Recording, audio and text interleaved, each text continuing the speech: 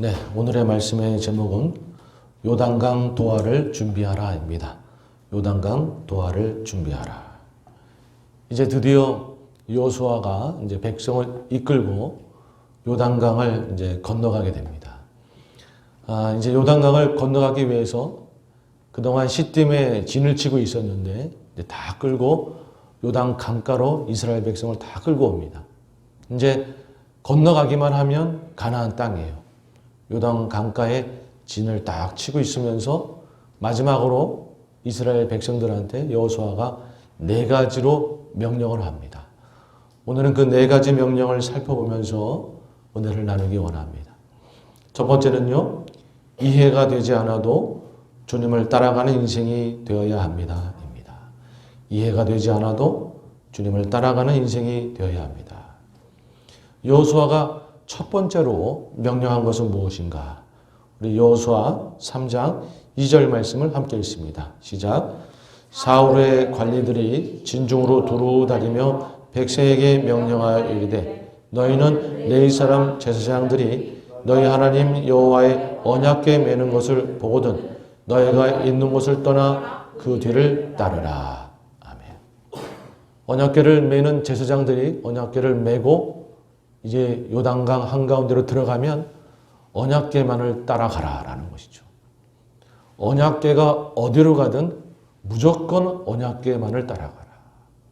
언약궤가 산으로 가면 산으로 가는 거고 언약궤가 바다 한가운데로 들어가면 그리로 가는 거고 언약궤가 요단 강가로 가면 그리로 가는 거예요. 여러분, 이스라엘 백성은 이해가 되지 않아도 언약궤만을 따라가야 됐던 것입니다. 인간적인 생각에서는 요단강 한가운데로 좀 들어가고 있는데 아니 이렇게 들어가다가는 죽는 거 아닌가? 라는 생각이 들 수도 있죠. 이해가 되지 않을 수 있죠. 그렇지만 주님의 명령이기에 언약궤를 따라가야 하는 것입니다. 여러분, 우리가 인생길을 살아가다 보면 이해가 되지 않을 때가 참 많습니다. 그럼에도 불구하고 우리는 주님만을 따라가야 되는 줄로 믿습니다. 이 요단강 하면 생각나는 인물이 있어요. 바로 아람의 나아만 장군. 우리 나아만 장군이 나병이 들어가지고 그걸 고치기 위해서 엘리사 선지자를 찾아가죠. 그랬더니 엘리사 선지자는 요단강에 가가지고 7번 씻어라. 나아만 장군의 입장에서는 전혀 이해가 되지 않는 말이었어요. 그럼에도 불구하고 나아만 장군은 이해가 되지 않지만 순종함으로 7번을 씻었더니 나병이 나은 것이죠. 여러분, 예수님의 모친 마리아는 가브리엘 천사가 와가지고 처녀가 잉타하여 아들을 낳을 것이다 라고 이야기합니다. 도저히 이해가 되지 않는 말이에요. 그러나 마리아는 믿음으로 받아들여서 예수님의 모친이 되었습니다. 예수님이 어느 날 진흙을 침에다 이겨가지고 맹인에게 그것을 실로암 연못에가 씻어라 라고 말합니다. 맹인 입장에서는 이 뭐야 이게. 진흙을 갑자기 침에 이겨가지고 눈에 바르더니 실로암 연못에 가서 씻으면 나을 것이다. 이해가 되지 않는 것이죠. 그러나 순종함으로 가서 씻었더니 보이기 시작한 것이었습니다. 여러분, 우리는 이해가 되지 않아도 주님의 신실하심을 믿고 주님의 전능하심을 믿고 순종하며 따라가야 되는 것이에요. 우리 믿음의 백성들, 그리스도인들의 삶은 바로 그런 것입니다. 이해가 되지 않아도 순종하며 나아갈 때 그랬더니 주님의 역사를 경험하게 되더라. 주님의 은혜를 누리게 되더라. 그 순간에는 이해할 수가 없는 것이죠. 여러분, 이스라엘 백성을 왜 요단강 한가운데로 끌고 갑니까? 홍해를 건넌 것처럼 요단강을 가르는 기적을 하나님께서 보여줌으로 전능하신 하나님을 딱 바라보면서 갈 수 있게끔 하나님의 기적을 보여주기 위해서 그리로 끌고 간 것이었죠. 나중에야 하나님이 왜 요단강가로 우리를 이끌었는지 알게 되는 것이죠. 여러분, 지금 우리는 이해할 수 없을 수 있습니다. 그러나 인생을 살다가 여러 가지 일을 부딪혔을 때 이해가 안 되는 일들을 맞닥뜨렸을 때 그럼에도 불구하고 순종하고 주님만 따라가면 하나님의 역사를 보게 될 줄로 믿습니다. 아멘. 자, 두 번째는요. 주님의 사랑을 기억하며 주님을 따라가는 인생이 되어야 합니다. 주님의 사랑을 기억하며 주님을 따라가는 인생이 되어야 합니다. 두 번째로 여호수아가 명령한 것은 무엇인가? 여호수아 3장 4절 말씀을 함께 읽습니다. 시작. 그러나 너희와 그 사이 거리가 2000규빗쯤 되게 하고 그것에 가까이 하지는 말라. 그리하면 너희가 행할 길을 알리니 너희가 이전에 이 길을 지나보지 못하였음이니라 하니라. 언약궤를 따라가되 2000규빗쯤, 그러니까 0.7, 8마일 정도 떨어져서 따라가라라고 명령을 하십니다. 물론 언약궤 자체가 거룩한 성물이기 때문에 거리를 두라라는 의미도 있겠지만 왜 이렇게 떨어져서 가라고 이야기하냐 하면 너무 가까이 붙어서 가면 양 끝에 행렬에서는 언약궤가 안 보이는 거예요. 이 정도는 떨어져야 모든 사람들이 다 언약궤를 보고 따라갈 수가 있는 거예요. 그러니까 하나님은 저 끝에 있는 그 사람까지도 언약궤를 다 볼 수 있도록 배려하기 위해서 이렇게 떨어져서 걸어가라라고 이야기하시는 겁니다. 여러분, 우리 하나님은요, 한 영혼 한 영혼을 다 소중히 여기시고 사랑하시는 줄로 믿습니다. 어떠한 영혼도 소외하지 아니하시고 다 사랑하시고 붙들어 주시는 것이죠. 때때로 우리가 인생을 살다가 그저 다람쥐 쳇바퀴 돌듯이 매일 반복되는 그런 일상생활 속에서 과연 내 삶이 의미가 있는 것인가? 나는 과연 무엇인가? 이런 생각도 들고 또 인생을 살다가 어려움도 만나고 하다 보면 하나님이 나를 기억이나 하시나 사랑하시나 이런 생각이 들기도 하고 여러 가지 마음들이 스쳐 지나가는 것이죠. 여러분, 그럼에도 불구하고 우리 주님은 내 영혼을 사랑하시는 줄로 믿습니다. 영화 중에 그 라이언 일병 구하기라고 있죠. 여러분들이 아마 많이들 보셨을 것 같은데 이 라이언 일병 구하기 영화의 내용은 세계 2차 대전 중에 여러 사람이 군인들이 죽으니까 그 전사자를 이제 가족들한테 가서 소식을 전하게 되는 것이죠. 당신의 아들이 죽었습니다. 전하게 되는 거예요. 그런데 이제 라이언 가정에 전사자가 있다라는 것을 알려주기 위해서 이제 가게 되죠. 그런데 그 라이언 가족은 네 아들이 다 전쟁에 나간 거예요. 그런데 첫째, 둘째, 셋째가 다 전사했어요. 근데 넷째는 행방불명이에요. 그러니까 군대에서 모든 아들을 다 죽게 그렇게 둘 수는 없는 거 아니냐. 그 어머니가 털썩 주저앉아 있는데 어머니로 하여금 모든 아들을 다 잃게 할 수 있는 건 아니지 않느냐. 저 막내 라이언 일병은 어떻게든지 찾아와라. 이제 이렇게 명령을 내리게 됩니다. 그래서 그 명령을 받은 것이 밀러 데이라고 하는 사람이죠. 톰 행크스가 그 역할을 맡았죠. 그래서 8명의 팀을 꾸려가지고 라이언 일병을 구하러 이제 투입이 됩니다. 수많은 어려움을 겪으면서 군인들이 한두 명 죽어가면서 라이언 일병을 구하러 가는 거예요. 라이언 일병을 찾았어요. 근데 라이언 일병은 어떤 다리를 사수하라는 명령을 받고 거기서 전투하고 있는 거예요. 근데 그 전쟁이 쉽지만은 않은 전쟁이었었어요. 그냥 가자. 그런데 그 라이언 일병은 아니다. 나는 다리를 사수해야 된다. 그러니까 그 팀이 같이 힘을 합쳐서 다리를 사수하면서 전투를 벌입니다. 그러다가 밀러데이를 포함한 전 팀이 다 죽게 되는 것이죠. 라이언 일병은 구했지만 다 죽게 되는 거예요. 그때 밀러데이가 죽어가면서 그 라이언 일병은 바로 맷 데이먼이 역할을 했던 것이죠. 그 라이언 일병을 보면서 우리의 죽음이 헛되지 않도록 잘 살아라 이러면서 죽는 거예요. 여러분, 그 라이언 일병 한 명을 구하기 위해서 수많은 군인들이 죽음을 당한 거예요. 희생을 당한 거예요. 그 어머니한테는 너무나 소중한 너무나 귀한 아들이니까 밀러데이를 비롯해서 수많은 군인들이 희생하면서 그 한 영혼을 살린 거죠. 근데 나중에 다음 장면을 보면 나중에 이제 맷 데이먼 그 라이언 일병이 나이가 지긋해서 밀러 대위 그 무덤 앞에서 고백을 합니다. 밀러 대위님 그리고 수많은 군인들의 희생이 헛되지 않도록 최선을 다해 살려고 노력했습니다. 라고 고백을 하면서 영화가 마무리되어 가는데요. 여러분, 하나님 아버지는 우리 심령을 너무나 소중히 여긴 줄로 믿습니다.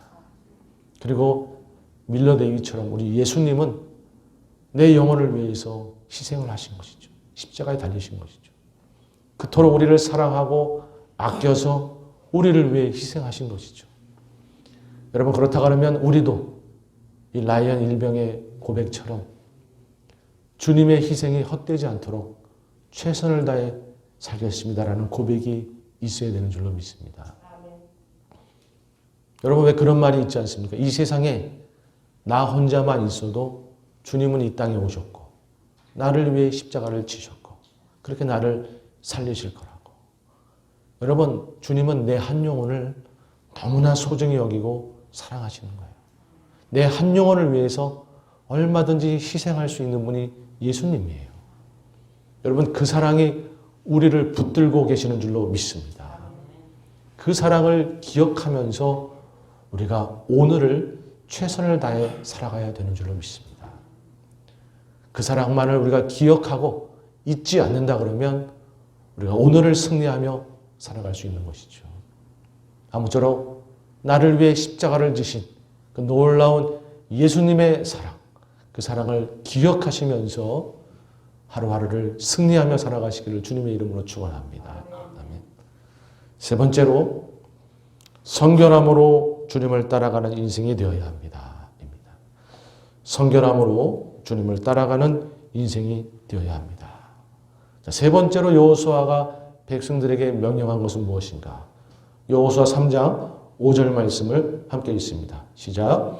여호수아가 또 백성에게 이르되 너희는 자신을 성결하게 하라. 여호와께서 내일 너희 가운데 기이한 일을 행하시리라. 아멘. 성결하라 라는 명령을 내립니다. 여러분, 하나님은 거룩하신 분이시기 때문에 우리로 거룩하고 성결하라라고 명령하십니다. 중요한 것은요, 성결하라라는 이 명령이 지켜도 되고 안 지켜도 되는 것이 아니고 우리가 반드시 지켜야만 되는 명령이다라는 것이죠. 그저 성결하라라는 의미는요, 윤리 도덕적인 것에 국한되는 문제가 아닙니다. 이 성결이라고 하는 우리의 의무는요, 우리의 생존과 직결되는 것이고 우리가 복된 인생을 사냐 마느냐와 직결되는 것이고 주님 앞에 쓰임을 받느냐 못하느냐와 직결되는 문제예요. 여러분, 그래서 성결하라라는 이 명령은 우리한테 너무나 중요한 겁니다. 성결하라가 왜 우리의 생존과 생명과 직결되는가? 여러분, 만약에 이스라엘 백성이 가나안 땅에 들어가서 성결하지 못하고 그 가나안 땅의 모든 죄악에 다 빠져가지고 마음 다 뺏기고 하면 어떻게 됩니까? 가나안 신들에게 우상 숭배하고 절하게 되어 있어요. 그렇게 되면 하나님을 잊어버리는 거예요. 하나님을 잊어버리면 죽은 목숨이나 다름없는 것이죠. 여러분, 이 땅 안에서 우리가 자꾸 죄 짓고 죄를 멀리하지 못하고 죄 가운데 살다 보면은 어느 순간 우리의 마음이 다른 것에 뺏깁니다. 그러면서 하나님을 놓치게 돼요. 여러분, 우리가 하나님 놓치면 죽은 목숨이나 다름없는 거 아니겠습니까? 그런 의미에서 성결하라는 명령은 우리의 생존과 직결되는 거예요. 여러분, 아무쪼록 최선을 다해서 정결하게 살기 위해 노력하는 자가 되어야 되는 줄로 믿습니다. 두 번째로 성결은 우리가 복된 인생을 사느냐 못 사느냐와 직결되는 문제입니다. 방금 읽었던 말씀을 보면 너희는 자신을 성결하게 하라. 여호와께서 내일 너희 가운데 기이한 일들을 행하시리라. 성결해야만 기이한 일들을 경험하게 될 것이다 라는 거예요. 만약에 성결하지 못하면 하나님의 역사를 맛볼 수 없다라는 거예요. 복됨을 누리지 못한다라는 거예요. 우리 잠언서 28장 13절 이하의 말씀을 함께 읽습니다. 시작. 자기의 죄를 숨기는 자는 형통하지 못하나 죄를 자복하고 버리는 자는 불쌍히 여김을 받으리라. 항상 경외하는 자는 복되거니와 마음을 완악하게 하는 자는 재앙에 빠지리라. 아멘. 여러분, 죄를 멀리하고 성결하게 하고 하나님을 경외하는 자는 하나님 앞에 불쌍히 여김을 받고 복된 인생이 되는 거예요. 성결하냐 아냐는 우리가 복된 인생을 사냐 마냐와 직결되는 문제입니다. 여러분, 그래서 정말 우리가 죄를 멀리하고 말씀대로 거룩하게 살기 위해 최선을 다해야 되는 거예요. 하나 더, 성결함은 우리가 쓰임 받느냐 그렇지 않느냐와 직결됩니다. 디모데후서 2장 21절 말씀을 함께 읽습니다. 시작. 그러므로 누구든지 이런 것에서 자기를 깨끗하게 하면 귀히 쓰는 그릇이 되어 거룩하고 주 안에 쓰임에 합당하며 모든 선한 일에 준비함이 되리라. 아멘. 자기를 깨끗하게 하면 귀하게 쓰임 받는다. 여러분, 성결한 자가 주님 앞에 쓰임 받는 거예요. 죄를 멀리하지 못하고 그냥 더럽게 살면 주님이 쓰실 수가 없는 것이죠. 왜냐하면 주님이 쓰시고자 해도 좋지 않은 영향을 미칠 수밖에 없기 때문에 쓸 수가 없는 거예요. 우리는 정말로 죄를 멀리하는 자가 되어야 되는 줄로 믿습니다. 여러분, 그래서 사도 바울은 우리 그리스도인이라는 존재 자체가 죄를 멀리하는 존재라고 천명했어요. 우리 갈라디아서 5장 24절 말씀을 함께 읽습니다. 시작. 그리스도 예수의 사람들은 육체와 함께 그 정욕과 탐심을 십자가에 못 박았느니라. 아멘. 그리스도 예수의 사람들은, 우리 그리스도인들은 정욕과 탐심을 십자가에 못 박은 자들이다. 여러분, 성결이라고 하는 문제가 우리의 생존과 직결된다.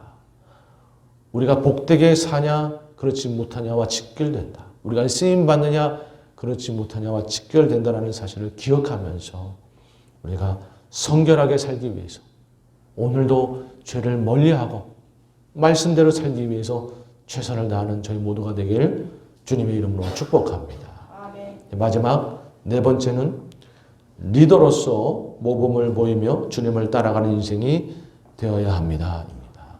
리더로서 모범을 보이며 주님을 따라가는 인생이 되어야 합니다. 여호수아 3장 6절 말씀을 함께 읽습니다. 시작.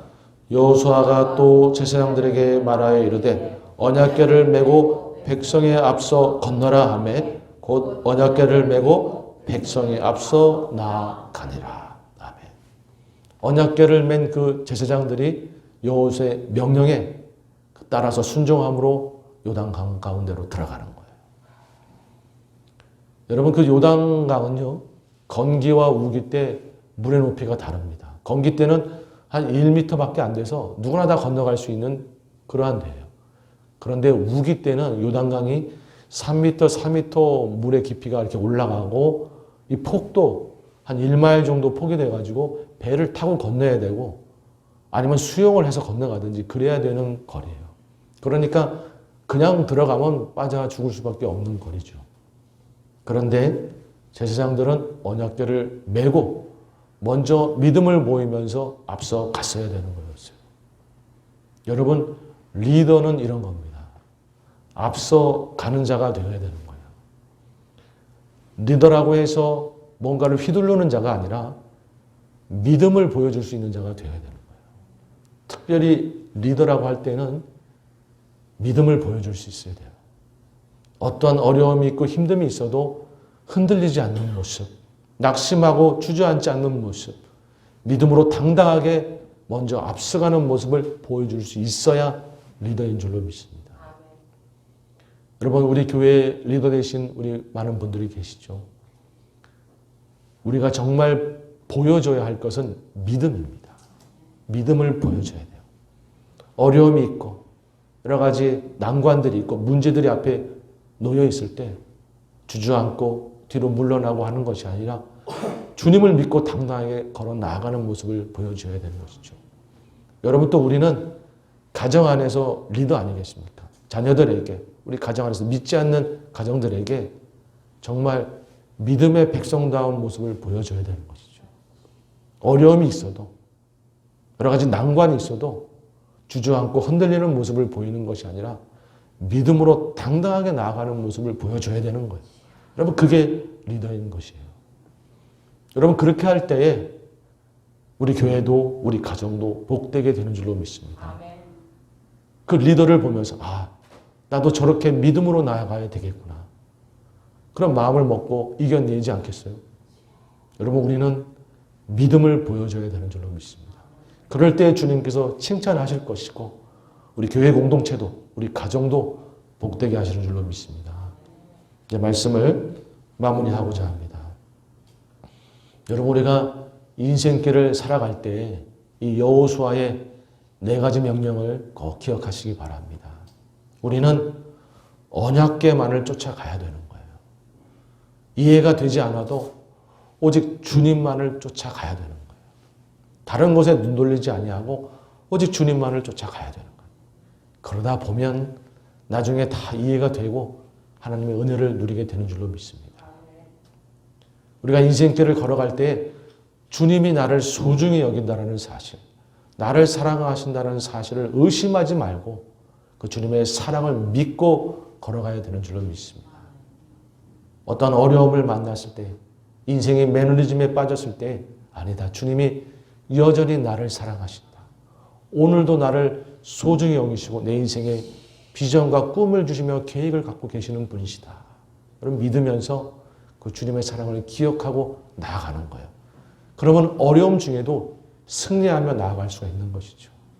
우리가 인생길을 살아갈 때 정말 거룩한 인생을 살아야 된다는 것을 잊지 말고 우리가 주님을 정말 믿고 나아갈 때 이 거룩의 문제, 성결의 문제는 우리의 생존과 직결이 되고 우리가 복된 인생을 사는지 못 사는지와 직결되고 우리가 쓰임받는지 쓰임받지 못하는지와 직결된다는 사실을 기억하면서 우리가 인생을 살아가면서 정말 거룩한 인생이 되어야 되는 줄로 믿습니다.